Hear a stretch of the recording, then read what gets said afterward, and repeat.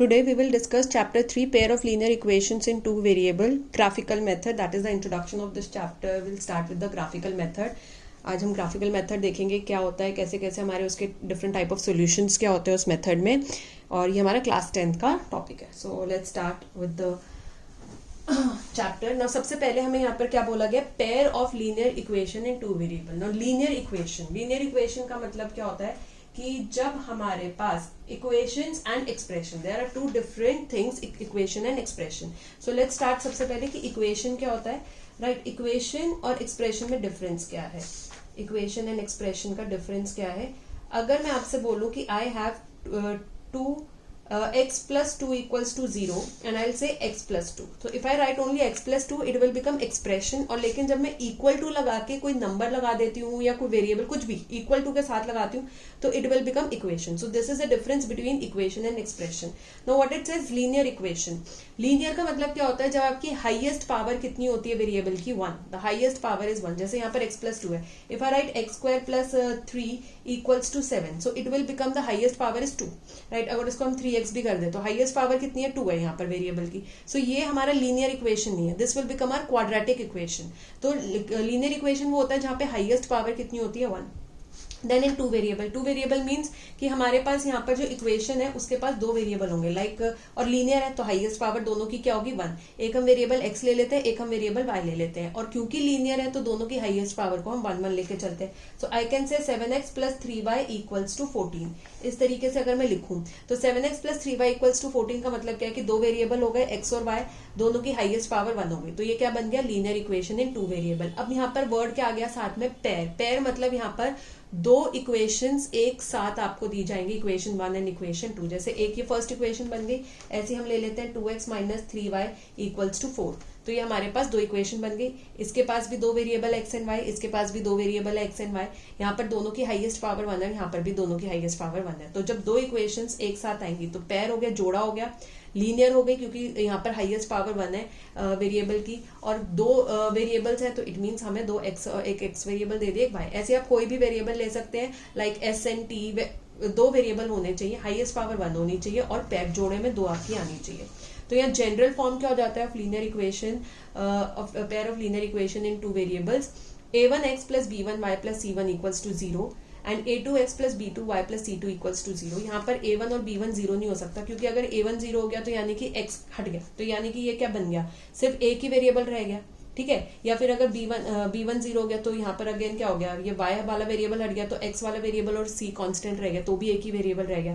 भाई हम तो पढ़ रहे हैं कि हमारे पास दो वेरिएबल होने ही चाहिए. सिमिलरली a2 0 नहीं हो सकता, अगेन क्योंकि इस इक्वेशन में एक ही वेरिएबल रह जाएगा, हमें तो दो वेरिएबल चाहिए. और अगर b2 0 होता है तो x वाला वेरिएबल रह जाता है, y हट जाएगा, अगेन एक ही वेरिएबल रह गया. तो इसलिए दो चाहिए, इसीलिए हम ये कंडीशन आगे लगाते हैं. अब x यहाँ पर क्या है, यहाँ पर फर्स्ट इक्वेशन से x का कोफिशिएंट है a1 और सेकंड से x का कोफिशिएंट है a2. तो a1 और a2 x के कोफिशिएंट है from equation number 1 and equation number 2. a1 b1 c1 equation number 1 के वेरिएबल कोफिशिएंट्स को रिप्रेजेंट करता है, a2 b2 और c2 इक्वेशन नंबर 2 के कोफिशिएंट्स को रिप्रेजेंट करता है. यहाँ पर y के coefficient from equation number 1 is b1 और from second equation is b2, and constant first equation से c1 हो गया और सेकेंड इक्वेशन से c2 हो गया. Now let's move ahead. अब यहाँ पर हम सबसे पहले ग्राफिकली इन को सॉल्व करते हैं. तो ग्राफिकली हमारे पास 3 टाइप ऑफ सॉल्यूशंस आते हैं. तो एक एक करके हम उनको पढ़ते हैं कि कैसे हमारे वो आते हैं. सो यहाँ पर हमने इक्वेशन लिया है x plus 3y equals to 6 and second equation लिया है 2x minus 3y equals to 12, और हमने इसके दो सॉल्यूशंस फाइंड आउट करे हैं. राइट, हमने यहाँ पर दो सॉल्यूशन इनके क्या करें, फाइंड आउट करें, और उसको हमने ग्राफिकली इन सॉल्यूशंस को रिप्रेजेंट किया है.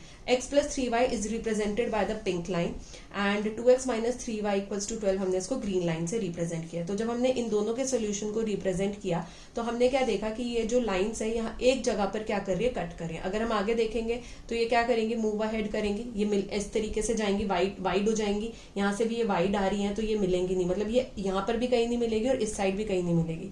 तो यानी कि ये जो लाइन मिल रही है कितनी जगह पर मिल रही है, सिर्फ एक ही जगह पर मिल रही है. तो ये कैसी लाइंस है, क्योंकि एक दूसरे को कट कर रहे हैं. So which type of line are these, intersecting lines. तो हमने क्या देखा कि पहला हमने देखा है कि हमारे पास पहला जो हम ग्राफ बनाते हैं उससे हमारे पास कैसी लाइन आती है, इंटरसेक्टिंग लाइंस आई है। अच्छा, अब दूसरी बात है ये इंटरसेक्ट कितने पॉइंट पे कर रहे हैं, 1 पॉइंट पे, ओनली 1 पॉइंट। तो यानी कि इसका कितना आंसर आ रहा है, एक आंसर आ रहा है, 1 आंसर, ओनली 1 सोल्यूशन। जब भी लाइंस ग्राफिकली इंटरसेक्ट करती हैं, कट करती है, तो जिस पॉइंट पे वो कट कर रहा है वो उसका आंसर होता है, उन दोनों इक्वेशंस का वो आंसर है, तो वो that is the answer of the solution of the equation. तो यहाँ पर किस पॉइंट पे कट कर रही है, 6,0, यानी कि एक्स का हमारा जो कोऑर्डिनेट है दैट इज 6 और वाई का कितना है, दैट इज 0। तो यहाँ पर एक ही पॉइंट पे कट करिए तो कितना सोल्यूशन आ रहा है, ओनली 1 सोल्यूशन हमारे पास आ रहा है ना। ओनली 1 सोल्यूशन को हम क्या नाम देते हैं, यूनिक सोल्यूशन। क्या बोलते हैं हम इसको, यूनिक सोल्यूशन। यूनिक सोल्यूशन मतलब ओनली 1 सोल्यूशन कि एक ही आंसर आएगा। क्यों एक ही आंसर आएगा, क्योंकि लाइन एक ही पॉइंट पे कट कर रही है। तो how many solution will get, only 1 solution.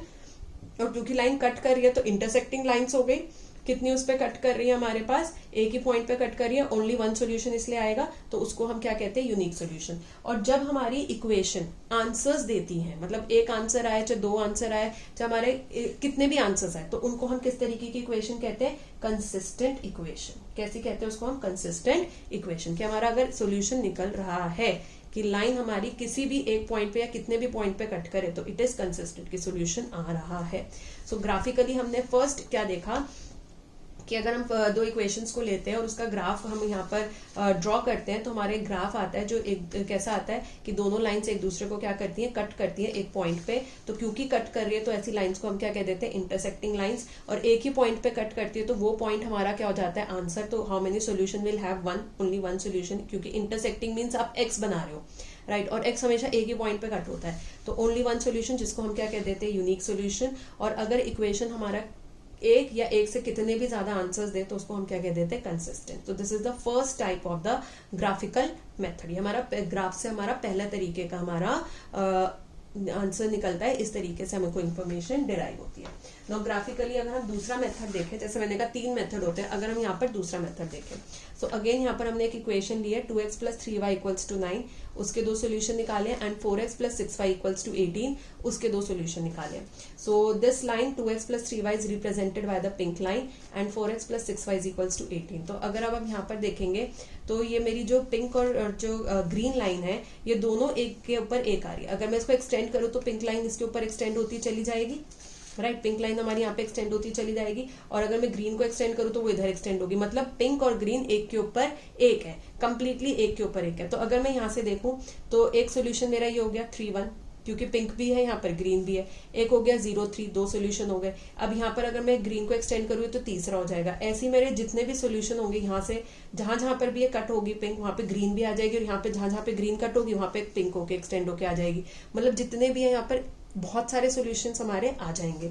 सो यानी कि 3 तो आ गए और 300 और भी आ सकते हैं। लाइक फॉर एग्जांपल इस तरीके से अगर मैं इसको रिप्रेजेंट करूं कि मेरा ये यहाँ पर ये है कि ये मेरा 5 है, ये यहाँ से इस तरीके से इसके ऊपर आ रहा है, और यहाँ से अगर मैं देखूं तो एक सोल्यूशन मेरा ये भी निकल रहा है, ठीक है। अब मैंने ये एक सोल्यूशन निकाला, अब ये पिंक को कट कर रहा है, अगर मैं ग्रीन लाइन को भी, ये पिंक को कट कर रहा है, अगर अब मैं चाहूँ तो ग्रीन लाइन को ऊपर एक्सटेंड करते हुए अगर हम यहाँ से ले जाएं ग्रीन, क्योंकि ग्रीन देखिए इसके ऊपर एक्सटेंड होकर ही आएगी, तो ग्रीन भी इसके ऊपर एक्सटेंड होकर आएगा, तो ये सोल्यूशन भी निकल गया। ऐसी और भी यहाँ पे सोल्यूशन कोई ना कोई कट होगा, यहाँ से भी कट होगा और यहाँ से भी कट होगा हमारा एक्स और वाई से, तो वहां पे पिंक भी आएगी, ग्रीन भी। सिमिलरली आप नीचे भी यहाँ पर दिखा सकते हो कि इस तरीके से हमारा यहाँ से भी ये कट हो जाएगा, यहाँ से भी कट होगा, तो ग्रीन के ऊपर अगर आएगा तो यहाँ से मैं पिंक को एक्सटेंड करते हुए लेके आऊंगी। तो यानी कि जो आप देखेंगे तो बहुत सारे आपके सॉल्यूशन निकल रहे हैं for the pink line and for the green line. तो दोनों के लिए और क्या है, सेम सॉल्यूशन है। एक तो बहुत सारे निकल रहे हैं और दोनों के लिए सेम सॉल्यूशन भी निकल रहे हैं, कि जो सॉल्यूशन पिंक के लिए वही ग्रीन के लिए, क्योंकि दोनों की सेम लाइन ही है। तो ऐसे में हम एक लाइन के ऊपर जो दूसरी लाइन आती है, ऐसी लाइन को हम क्या कह देते हैं, कोइंसिडेंट लाइन्स, की एक के ऊपर एक लाइन आती है। और कितने सॉल्यूशन आ रहे हैं यहाँ पर, बहुत सारे सॉल्यूशन आ रहे हैं, तो हम क्या कहते हैं, इन्फिनाइटली मैनी सॉल्यूशंस, कि हमारे पास यहाँ पर बहुत सारे सॉल्यूशन आ रहे हैं, तो इन्फिनाइटली मैनी सॉल्यूशंस हम लिखते हैं। और क्योंकि यहाँ पर इस इक्वेशंस के सॉल्यूशन निकल रहे हैं, चाहे बहुत सारे क्यों ना निकल रहे हैं, तो इसको हम क्या कहते हैं, कंसिस्टेंट इक्वेशंस। इसको हम कंसिस्टेंट इक्वेशंस बोलते हैं। तो यहाँ से हमने क्या देखा कि दूसरा ग्राफिकल क्या था, पहला ग्राफिकल था हमने जो देखा था कि जब हमारी दोनों एक ही पॉइंट पे कट कर रही है तो लाइंस को कहते हैं इंटरसेक्टिंग, क्योंकि एक ही पॉइंट पे कट कर रही है तो वही उनका सोल्यूशन है, one solution that is unique solution. और क्योंकि आंसर निकल रहा है तो कंसिस्टेंट बोल देते हैं, ठीक है, कि हमारा आंसर निकल रहा है तो कंसिस्टेंट बोल देते हैं। दूसरा हमने ग्राफिकली क्या देखा कि एक के ऊपर एक हमारी लाइन आती है, तो जैसे जैसे दोनों लाइन एक्सटेंड होगी तो दोनों के सेम सेम आंसर्स निकलेंगे और बहुत सारे आंसर्स निकलेंगे कि हम क्योंकि बहुत सारी जगहों पर वो एक दूसरे को कट कर रही हैं, जो सेम सेम पॉइंट हमारे कट हो रहे हैं, ठीक है। तो इन्फिनाइटली मैनी सोल्यूशन हो गया, क्योंकि एक के ऊपर एक लाइन है तो कोइंसिडेंट लाइंस कह देते हैं, और क्योंकि सोल्यूशन निकल रहा है इक्वेशन का तो कंसिस्टेंट इक्वेशन कह देते हैं। Now let's move to the third graphical method. Now third graphical method में हमने यहाँ पर इक्वेशंस जो ली हैं, that is x plus 2y minus 4 equals to 0 and 2x plus 4y minus 12 equals to 0. So pink हमारा रिप्रेजेंट कर रहा है पिंक, सॉरी मैंने यहाँ पे गलत लिख दिया, ये पिंक हमारा रिप्रेजेंट कर रहा है x plus 2y, ये पिंक रिप्रेजेंट कर रहा है x plus 2y minus 4 equals to 0 और ग्रीन रिप्रेजेंट कर रहा है 2x plus 4y minus 12 equals to 0, इनको रिप्रेजेंट कर रहा है, राइट। अब हम यहाँ पर क्या देखते हैं कि ये जो है कैसी लाइंस आ गई हमारे पास, दीज आर पैरेलल लाइंस, ये एक दूसरे के क्या है, पैरेलल है। पैरेलल लाइंस कभी भी आपस में नहीं मिलती, तो सबसे पहले टाइप ऑफ लाइंस हमारे पास कैसी आ गई, पैरेलल लाइंस। पैरेलल लाइंस एक दूसरे को कभी भी किसी भी पॉइंट पे कट नहीं करते, मतलब अगर वो एक दूसरे को कभी भी किसी भी पॉइंट पे कट नहीं करे तो यानी कि हमारे पास कोई भी सोल्यूशन नहीं आएगा, हमें कोई सोल्यूशन मिलेगा ही नहीं, क्योंकि जब तक लाइन एक दूसरे को कट नहीं करेगी सोल्यूशन नहीं मिलेगा। आपका मतलब ये कि एक ग्राफ कहीं और बन रहा है, एक ग्राफ कहीं और बन रहा है, तो यानी कि इनका सोल्यूशन नहीं है। जैसे इंसिडेंट में हम देखेंगे, जब हमने इंसिडेंट बनाई तो एक जगह पर कट हो रहा था तो एक सोल्यूशन मिला। कोइंसिडेंट में देखेंगे हम इंटरसेक्टिंग में था हमारा, ठीक है, कि एक जगह पे कट हो रहा था, एक सोल्यूशन मिल रहा था। कोइंसिडेंट लाइंस में देखेंगे कि बहुत सारी जगहों पर दोनों एक दूसरे को टच कर रही थी तो हमें बहुत सारे सोल्यूशन मिले। बट पैरेलल लाइन में they don't cut each other, तो हमें कोई भी सोल्यूशन नहीं मिलेगा, तो यहाँ पर हम कह देंगे नो सोल्यूशन। और क्योंकि यहाँ पर इक्वेशन कोई भी सोल्यूशन नहीं दे रही है तो ऐसी इक्वेशंस को हम क्या कह देते हैं, इनकंसिस्टेंट इक्वेशंस। तो these are called inconsistent equations. So अब अगर हम इसको हमारे पास तीन तरीके के ग्राफिकल मेथड आ गए। पहला graphical method is intersecting line, right, पहला graphical method is intersecting line with a one solution, consistent कहेंगे क्योंकि सोल्यूशन दे रही है equation. Second method is coincident lines, जहां पर एक के ऊपर एक लाइन आती है, इन्फिनाइटली मेनी सॉल्यूशंस देते हैं, कंसिस्टेंट बोलते हैं क्योंकि सॉल्यूशन आ रहा है इस इक्वेशन का। Third graphical method is parallel lines, जहां पे क्योंकि वो एक दूसरे को कट नहीं करते तो there is no solution, right, no solution. And क्योंकि वो सॉल्व नहीं होती इक्वेशन, कोई भी आंसर नहीं दे रही इक्वेशन, हमें कोई भी एक आंसर नहीं आ रहा, तो दैट इज इनकंसिस्टेंट। तो these are the three methods graphically जो हमारे निकलते हैं। नाउ अब हर बार तो हम ग्राफ ड्रॉ करके चेक नहीं कर सकते, तो हम क्या करते हैं, रेशियो कंपेयर करके अपने सॉल्यूशन निकालते हैं। तो रेशियो कैसे कंपेयर करेंगे, like first equation which I have taken is 2x plus 3y, it is 2x plus 3y equals to 9 and 4x plus 6y equals to 8. सो अगर हम यहाँ पर देखेंगे तो ये वाली इक्वेशन हमने लिए जहां पर हमारा कोइंसिडेंट, इन्फिनाइटली मेनी सोल्यूशन और कंसिस्टेंट आंसर आ रहा था। ये वाली इक्वेशन मैंने लिए 2x plus 3y equals to 9 and 4x plus 6y equals to 18। अब यहाँ पर हम क्या करेंगे, इसको कंपेयर करेंगे विद द जनरल फॉर्म। तो जैसे यहाँ पर जनरल फॉर्म हो गया a1x plus b1y and plus c1 equals to 0 होता है, right, and a2x second equation के लिए plus b2y plus c2 equals to 0 होता है। तो सबसे पहले इस इक्वेशन को हम इसके जनरल फॉर्म में लिख के लेके आते हैं, that is 2x plus 3y, plus 9 को इधर लेके आएंगे, क्या हो जाएगा, minus 9 equals to 0।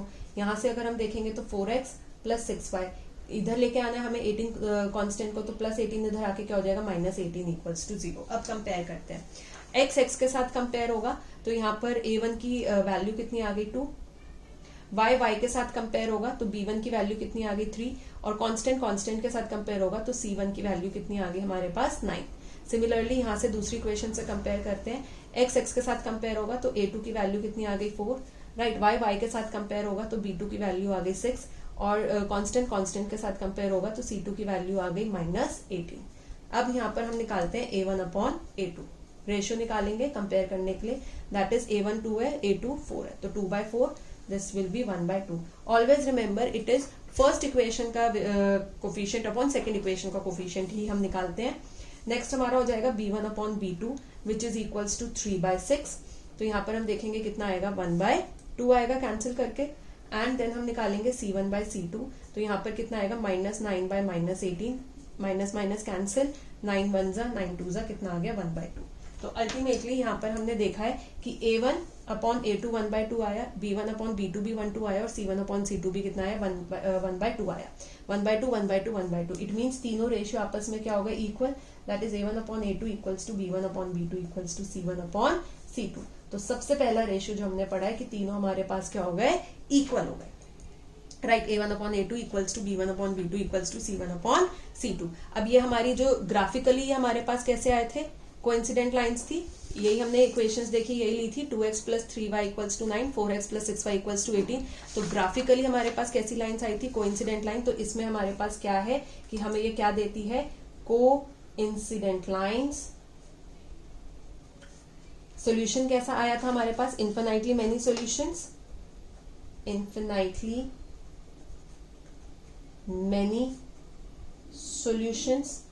And third हमारे पास ये क्या था, क्योंकि ये एक दे या एक से ज्यादा सॉल्यूशन दे तो कैसी इक्वेशन होती है, कंसिस्टेंट इक्वेशन। तो दीज, तो ग्राफिकली हम इसको ऐसे करके दिखा सकते हैं और उसी का ही अगर हम रेशियो से कंपेयर करेंगे तो इस तरीके से आएगा। And these are very important, ये रेशियो आपको याद रखते हैं बिकॉज इस पे ये क्वेश्चंस आते ही हैं।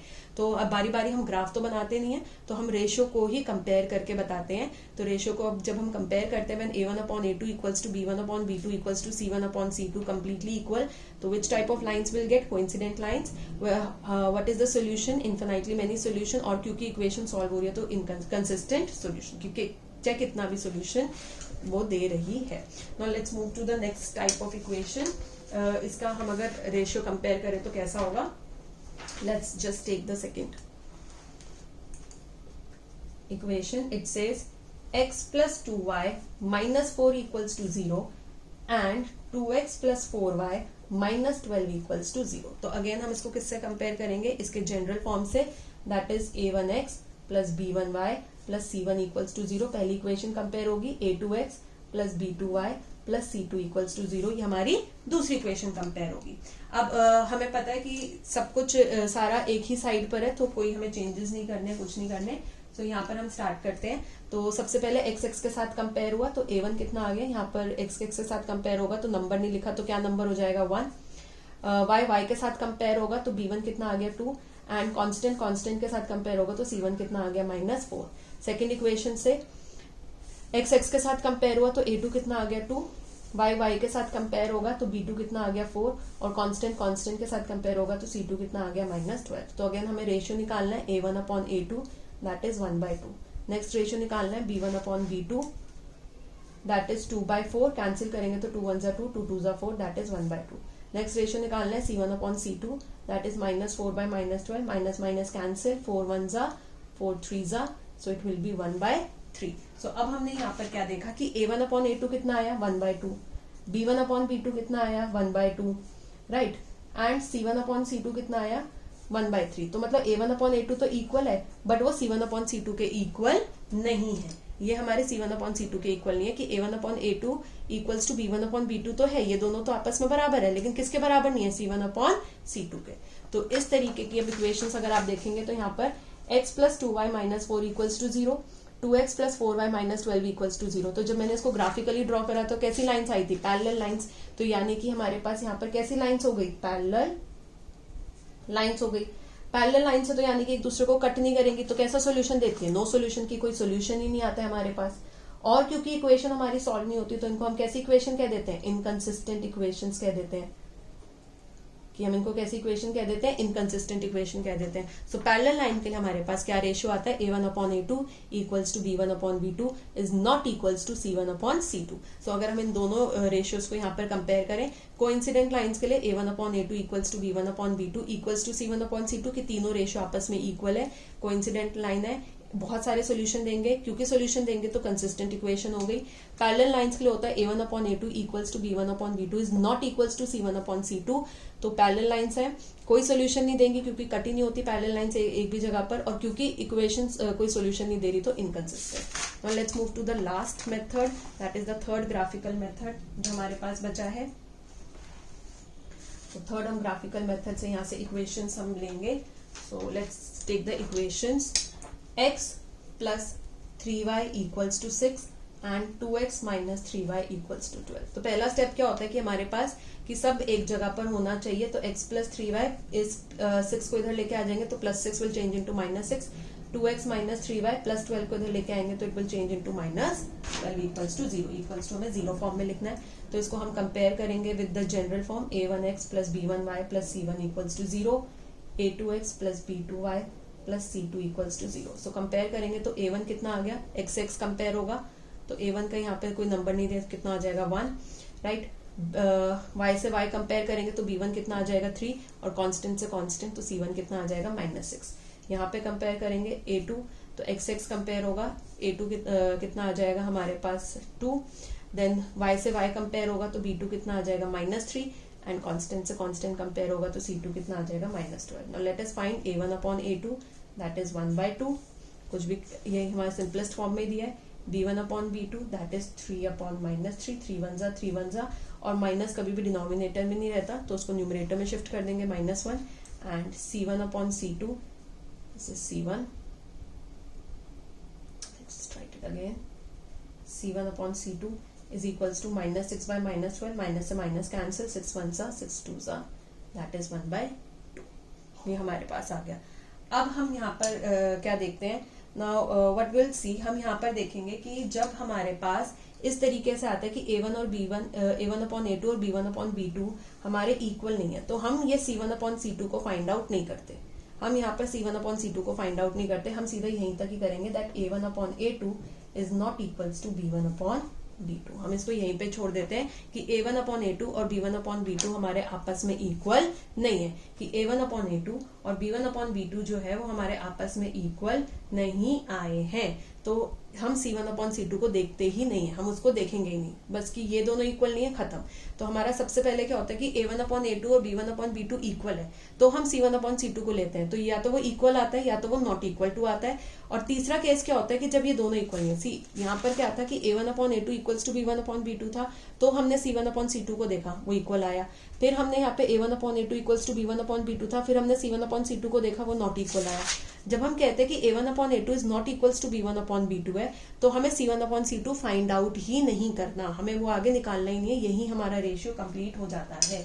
तो अगर आप देखेंगे ये वाली इक्वेशंस जब मैंने ली थी, अगर आप इन इक्वेशंस को कंपेयर करेंगे तो ये जब इक्वेशंस मैंने यहाँ पर ली थी तो ग्राफिकली आप देखिए मेरे पास क्या आया था, दो लाइंस कट हो रही थी, दैट इज इंटरसेक्टिंग लाइंस आ रही थी। तो ग्राफिकली अब मेरे पास क्या आएगा, इंटरसेक्टिंग लाइंस। कैसा सॉल्यूशन देती है, वन सॉल्यूशन को हम क्या नाम देंगे, यूनिक सॉल्यूशन। एंड क्योंकि इक्वेशन सॉल्व हो रही हैं, कोई ना कोई सॉल्यूशन दे रही है, तो कैसी इक्वेशंस है, कंसिस्टेंट इक्वेशंस है। सो यहाँ पर आप देखेंगे कि हम ये फाइंड आउट ही नहीं करते हैं जब a1 upon a2 is not equals to b1 upon b2 आता है। सो हमने यहाँ पर देखा कि पहला आप केस कह सकते हैं कि जब तीनों इक्वल थे तो कोइंसिडेंट लाइंस थी, इन्फिनाइटली मेनी सॉल्यूशन, एंड क्योंकि सॉल्यूशन निकल रहा था तो कंसिस्टेंट इक्वेशन। जब हमारे a1 upon a2 equals to b1 upon b2 is not equals to c1 upon c2, मतलब a1 upon a2 b1 upon b2 equal है but c1 upon c2 equal नहीं है, तो पैरेलल लाइंस, नो सॉल्यूशन और inconsistent हमारा, क्योंकि solution आ ही नहीं रहा है तो inconsistent. And when a1 upon a2 is not equals to b1 upon b2, so it is intersecting lines, unique solution, एक ही सॉल्यूशन देती है, लाइन एक दूसरे को कट करती है और कंसिस्टेंट आता है। तो ग्राफिकली भी आपको ये चीज दिखाई है सॉल्व करके, और उसका फिर हमने रेशियो भी कंपैरिजन करा है कि क्यों हम इन्हीं को, इसी रेशियो को ये पर्टिकुलर नाम दे रहे हैं, पर्टिकुलर तरीके से कह रहे हैं। So this is the ratio, graphical method है हमारा जिसमें हम कंपेयर करके लिखते हैं, and it is most important. The question based on this method will definitely come, कि जहाँ पर हम इनको कंपेयर करके सोल्यूशन देते हैं। अगर आपको ये वीडियो अच्छी लगी हो, please do like, share and comment in the comment section below. और अगर अभी तक आपने मेरा चैनल सब्सक्राइब नहीं किया है, please do subscribe my channel and press the bell icon so that हम जब भी न्यू वीडियो अपलोड करें आपको उसका नोटिफिकेशन आ जाए। Thank you so much for watching my video.